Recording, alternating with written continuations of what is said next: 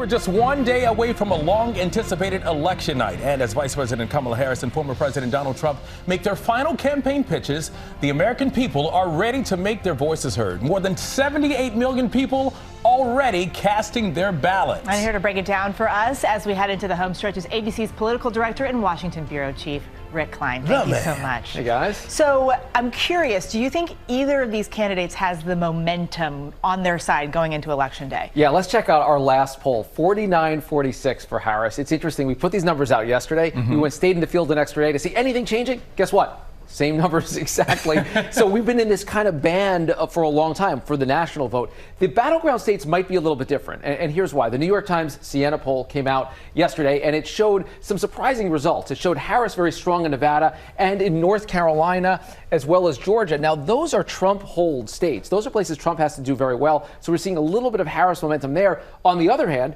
we're seeing some Trump momentum in Pennsylvania and in Michigan. Those are states where Harris needs to win. So it's almost like everyone's on defense in this last moment, and it is just the utter uncertainty of all of it that's driving voters in the last day. All right, so with 7 battleground states, what's the path to victory for each candidate? Yeah, look, these are the 7 states. The yellow ones here are the ones that are true battlegrounds. We're making assumptions for everything else. There can always be surprises. If there are no surprises, the easiest way for Kamala Harris, hold the upper Midwest. If she wins Wisconsin, Michigan, and Pennsylvania, 270 electoral votes exactly. That is the magic number with no margin for error whatsoever. On the other hand, let's talk about what Donald Trump needs to do.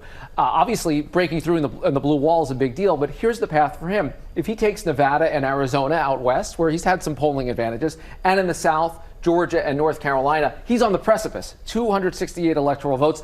One state away, and he could take his pick of these 3. The best opportunity is probably the biggest battleground, Pennsylvania, which is as close to a must-win as both candidates could agree on at this stage. We've seen a lot of early voting, record numbers of early voting. What does it tell us, if anything?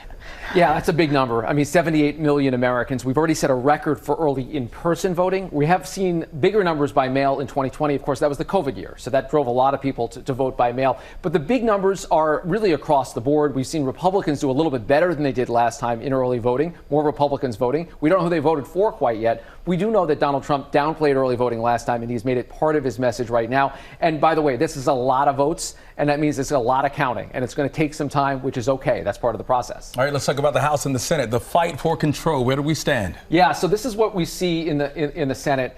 These are the states that are in play, and you can see kind of starting tonight, we're expecting that Republicans have a higher floor to work from. So let's assume, for argument's sake, that Republicans hold on to Texas and Florida as well as Nebraska. That puts them at 49. Now, you need 50 to control if you have the presidency. So if Trump wins and they win just one more state, well, guess what? They've basically already won West Virginia because Joe Manchin's retiring. There's not a serious Democratic candidate. So if Trump wins and this map holds, they've got control of the Senate. If Harris wins, they still have a really good opportunity because all they have to do is win one of the other states where Republican votes, the presidential election goes to the Republicans, very Trumpy in Montana or Ohio. So that's Senator John Tester, Senator Sherrod Brown. They are swimming upstream in very Republican-leaning states. Take either of those states, and you've got 51 Republicans in the Senate, and that guarantees them control. The House, very close. It's probably going to go with the presidential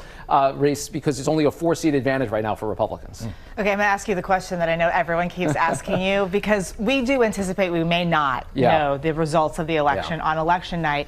So what's the timeline of when we might know? Yeah, look, I mean, it's anyone's guess. This is what happened last time. We remember this map from 4 years ago, and it wasn't until Saturday that we had enough information in enough states to say who'd win the presidential race. But I'm going to be clued into a couple of states that probably do get us earlier results. Georgia is one of them. It took a long time last time, but if you're seeing a big, strong support for Harris, particularly in Atlanta and the suburbs, you're talking about potentially a very strong night. North Carolina will have a lot of information there relatively early as well. And again, it's kind of the exurbs there for Donald Trump. If he's able to win and rack up big numbers in the redder parts of the state, he probably has a good night. But look, I want to just make this point over and over again.